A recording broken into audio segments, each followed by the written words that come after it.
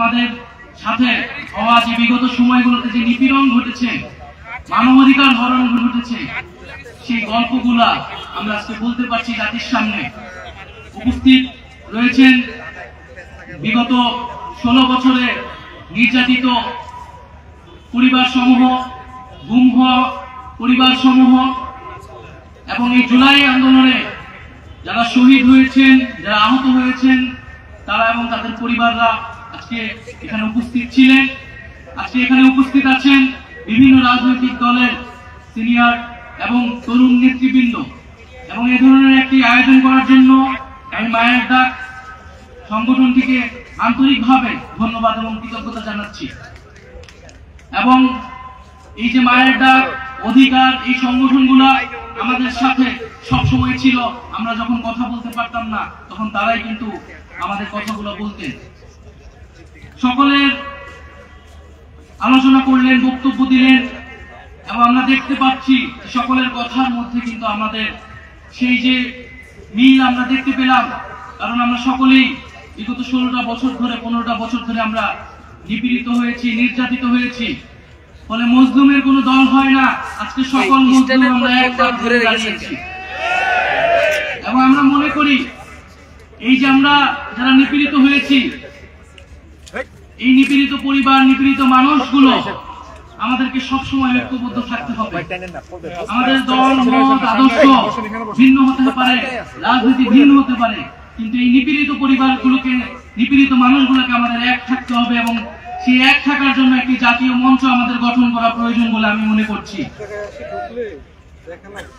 প্রিয় বন্ধুগণ, সকলের কথা এসেছে যে আমাদের মানবাধিকার হরণ করা হয়েছিল বিগত সময়গুলোতে, গণতন্ত্রকে হত্যা করা হয়েছিল, এবং যত দুঃশাসন, লুটপাট, দুর্নীতি হয়েছিল তার তালিকা করলে শেষ হবে না।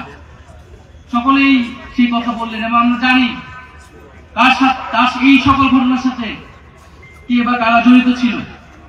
সেই শেখ হাসিনা এবং আওয়ামী লীগ এবং তাদের যে মুজিববাদী রাজনীতি এবং আদর্শ, যেটা একটা ফ্যাসিস্ট রাজনীতি, সেই রাজনীতির উপর ভিত্তি করে কিন্তু তারা মানবাধিকার হরণ করেছিল। তারা মানবাধিকার হরণকারী দল, মানবতা বিরোধী দল। এবং পুরো বিশ্বে আমাদেরকে এটি বারবার বলতে হবে, এবং শুধু বাংলাদেশে নয়, পুরো বিশ্বকে এটা বলতে হবে যে আওয়ামী লীগ একটি মানবতা বিরোধী দল, এবং এই অপরাধের শাস্তি, সর্বোচ্চ শাস্তি হতে হবে। প্রিয় বন্ধুগণ, আমরা বলেছি যে এই যে যারা গণহত্যা করেছে, এবং এই গণহত্যা শুধু এই জুলাই আন্দোলনে নয়, ক্ষমতার শুরু থেকেই এই মানবাধিকার হরণ এবং গণহত্যার সাথে তারা জড়িত। শেখ হাসিনার হাতে রক্তের দাগ সবসময় ছিল, যেমনটা ছিল তার বাবার হাতে।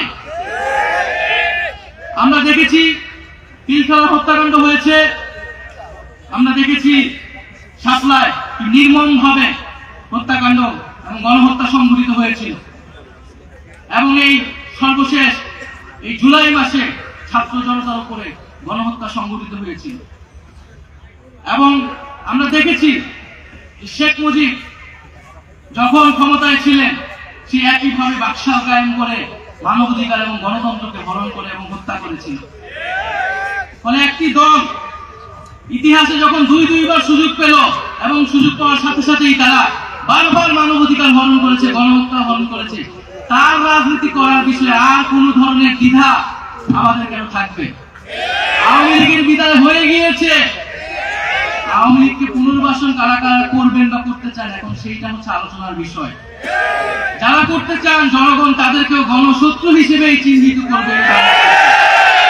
ফলে সকলের কাছে আহ্বান থাকবে যে আওয়ামী লীগের বিদায় হয়ে গিয়েছে, এখন প্রশ্ন বিচারের মধ্য দিয়ে আমরা সমাজে ন্যায় বিচার কায়েম করব। যারা নিপীড়িত হয়েছে তাদের কাছে আমরা ন্যায় বিচার, আমাদের যে প্রতিশ্রুতি ছিল সেই প্রতিশ্রুতি আমরা পালন করব। ফলে আমরা যারা নিপীড়িত হয়েছি, সকলের একটাই ঐক্যের জায়গা এখন যে বিচার। আমরা এই যে ফ্যাসিস্ট রাজনীতি হয়েছে, গণহত্যা হয়েছে, তার বিচারের জন্য আমরা কাজ করব। এবং আজকে এখানে যেহেতু বিভিন্ন রাজনৈতিক দলের নেতৃবৃন্দরা রয়েছেন, খুবই দুঃখের সাথে বলতে হচ্ছে এবং আপনাদের প্রতি আহ্বান থাকবে যে বিভিন্ন জায়গায় এই যে শহীদ পরিবারের করা মামলাগুলো, সেই মামলাগুলো নিয়ে মামলা বাণিজ্য হচ্ছে এবং এটি আমাদের খুবই দুঃখের বিষয়। আমাদের এই শহীদ পরিবারগুলো কিন্তু আমাদের আবেগের জায়গা এবং সেই মামলাগুলোকে নিয়ে যারা মামলা বাণিজ্য করছেন, আপনাদের প্রতি আহ্বান থাকবে আপনারা দলে কঠোর হবেন। কোন দলের কর্মী যাতে এই ধরনের অপকর্মের সাথে জড়িত হতে না পারে। যারা মামলা বাণিজ্য করছে, যারা চাঁদাবাজি করছে, যারা আওয়ামী লীগকে পুনর্বাসনের চেষ্টা করছে, তাদের বিরুদ্ধেও কিন্তু ছাত্র জনতা ঐক্যবদ্ধ আছে। ফলে প্রিয় বন্ধুগণ, আজকে বাংলাদেশ একটি নতুন ইতিহাসের পাটাতনে দাঁড়িয়েছে। আমরা আজকে এই আন্তর্জাতিক মানবাধিকার দিবসে স্মরণ করছি আমাদের সকল শহীদদের, আমাদের সীমান্তে যে শহীদ হয়েছে এত বছর ধরে আমাদের ভাই ও বোনেরা, সেই শহীদদের আমরা স্মরণ করছি এবং আমরা ভারতকে বলেছি যে এটা আওয়ামী লীগের বাংলাদেশ নয়, এটা শেখ হাসিনার বাংলাদেশ নয়। বাংলাদেশ আত্মমর্যাদা নিয়ে দাঁড়িয়েছে, রক্তের উপর দিয়ে দাঁড়িয়েছে। ফলে ন্যায্যতা ও সমতার ভিত্তিতে এই বাংলাদেশের সাথে কথা বলতে হবে এবং সম্পর্ক স্থাপন করতে হবে। ফলে আপনারা এখনো যারা ভারত সরকারে রয়েছেন, ভারতের শাসক গোষ্ঠী রয়েছেন, এই যে সীমান্তে হত্যা হচ্ছে, আপনারা যদি মনে করে থাকেন এই সীমান্তে হত্যা করে বাংলাদেশকে প্রেসার ক্রিয়েট করবেন, তাহলে আপনারা ভুল ভাবছেন। আমরা শেখ হাসিনাকে বলেছিলাম, শেখ হাসিনা যখন আমাদের সংলাপের আহ্বান জানিয়েছিল, বলেছিল গণভবনের দরজা খোলা আছে। আমরা বলেছিলাম আমরা গণভবনে যাব, কিন্তু সংলাপের জন্য নয়, শেখ হাসিনাকে উৎখাত করার জন্য। এবং আমরা উৎখাত করার জন্য গিয়েছিলাম। আজকে সীমান্তকে যদি সুরক্ষা করতে হয়, তাহলে আমরা সীমান্তও কিন্তু ছুটে যাব। তাই আমরা বলতে চাচ্ছি, বাংলাদেশকে নিয়ে যে অপপ্রচার চলছে পুরো পৃথিবীতে, এই অপপ্রচার বন্ধ করুন। মিথ্যা দিয়ে আপনারা এই বাংলাদেশকে বিশ্বের বুকে কোন নেতিবাচক ভাবে উপস্থাপন করতে পারবেন না।